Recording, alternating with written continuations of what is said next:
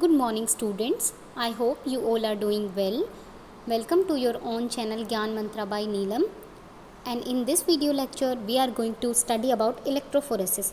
Electrophoresis जो topic है वो 12th के बच्चों के लिए, ग्रेजुएशन बीएससी के बच्चों के लिए, BSc medical, BSc biotech, botany honours, zoology honours और एमएससी के बच्चों के लिए बहुत ज़्यादा हेल्पफुल है.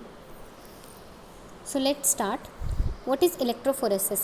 Electrophoresis is a separation technique that is based on the movement of charged particle in an electric field. यानी कि electrophoresis में क्या होता है, चार्ज पार्टिकल्स का मूवमेंट होता है जिसके थ्रू हम क्या करते हैं, जो हमारे मॉलिक्यूल्स होते हैं उनको सेपरेट आउट कर सकते हैं.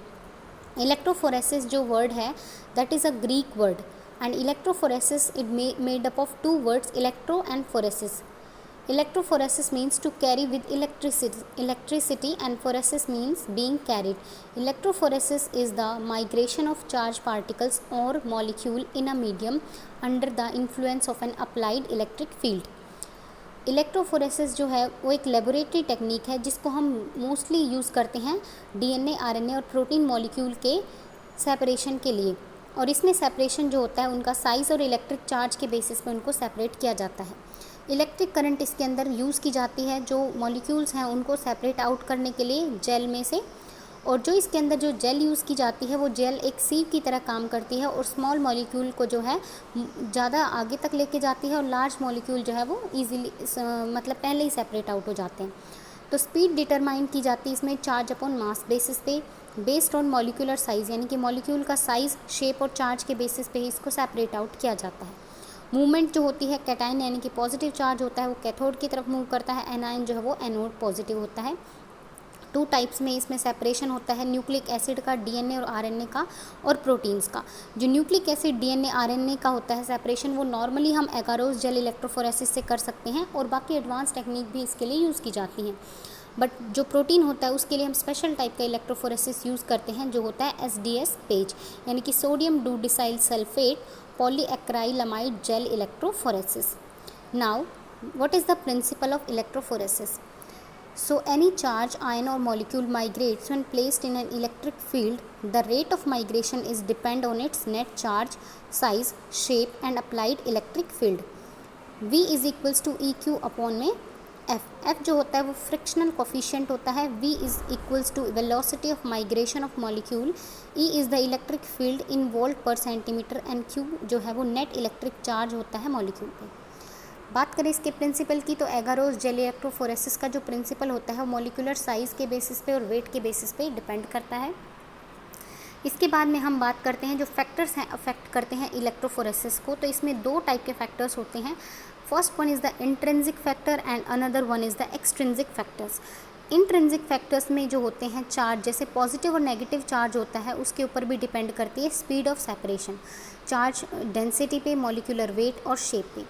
एक्सट्रिंसिक फैक्टर्स जो होते हैं उसमें आती है pH, viscosity of solution, temperature, electric field strength. Now, types of electrophoresis. So there are two types of electrophoresis, zone electrophoresis and moving boundary electrophoresis, and these two types are depending upon the support medium is required or not. In the zone electrophoresis, support medium is required and support medium is mostly agar. Agar is a material that is extracted from the seaweed and no support medium is required in the moving boundary. Example है zone electrophoresis के paper electrophoresis, gel electrophoresis, thin layer electrophoresis and cellulose acetate. And moving boundary capillary iso electrophoresis, 2D electrophoresis, immuno electrophoresis. Now we will study about gel electrophoresis. So gel electrophoresis का जो हम जब settle करते हैं उसके अंदर सबसे पहले जो है एक कास्टिंग ट्रे ली जाती है. उसके बाद जो होता है इसमें बफर सोल्यूशन जो है वो डाला जाता है. जेल प्रिपेयर की जाती है और जेल के अंदर जो है पहले से उसमें कोम प्लेस किए जाते हैं. इन कोम्स के अंदर छोटे छोटे जो है वैकेंट स्पेस बन जाते हैं जिनके अंदर हम अपना जो डीएनए सैंपल, आरएनए सैंपल है उसको लोड करते हैं. जो डीएनए की जो मूवमेंट होती है वो इसके अंदर जो है पहले इलेक्ट्रोड्स जो प्लेस होते हैं तो ये मूव करता है नेगेटिव टू पॉजिटिव साइड्स, क्योंकि जो डीएनए होता है नेगेटिवली चार्ज होता है. और इसको फिर हम यूवी लाइट के अंदर ऑटो रेडियोग्राफी करके देख सकते हैं. उसके बाद इसका जो प्रोसेस है वो देखते हैं हम. फर्स्ट स्टेप में हम प्रिपेयर करते हैं एगारोस जेल. इसको मेल्ट किया जाता है, कूल किया जाता है और ऐड किया जाता है उसमें इथिडियम ब्रोमाइड मिक्स थ्रोली इसको। नेक्स्ट जो सेकंड स्टेप होता है, pour into casting tray with comb and allow to solidify. Third step में होता है add running buffer, load samples and markers.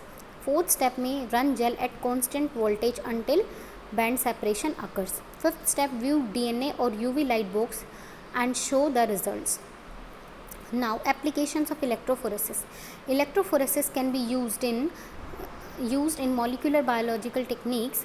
Like electrophoresis is used to study the properties of single charge species or mixture of molecule, used to separate organic bases, acids and inorganic ions, used to identify amino acids, peptides and proteins, used to separate very large protein molecule, nucleic acid और nucleoproteins. Use किया जाता है clinical laboratories में separate करने के लिए proteins को। Protein analysis जो बॉडी फ्लूइड्स में होते हैं उनके लिए भी इनको यूज़ किया जाता है। DNA RNA सेपरेशन में यूज़ किया जाता है, DNA फिंगरप्रिंटिंग में यूज़ किया जाता है, DNA बारकोडिंग में यूज़ किया जाता है, मॉलिक्यूलर सिस्टमैटिक्स में और क्रिमिनोलॉजी में भी जो है जेल इलेक्ट्रोफोरेसिस का यूज़ किया जाता है। So I hope you like this lecture and आज के लिए इतना ही। Thank you students. और अगर आपको वीडियो हेल्पफुल लगता है तो आप प्लीज़ इसको लाइक कीजिए, शेयर कीजिए और हमारे चैनल को सब्सक्राइब कीजिए। Thank you.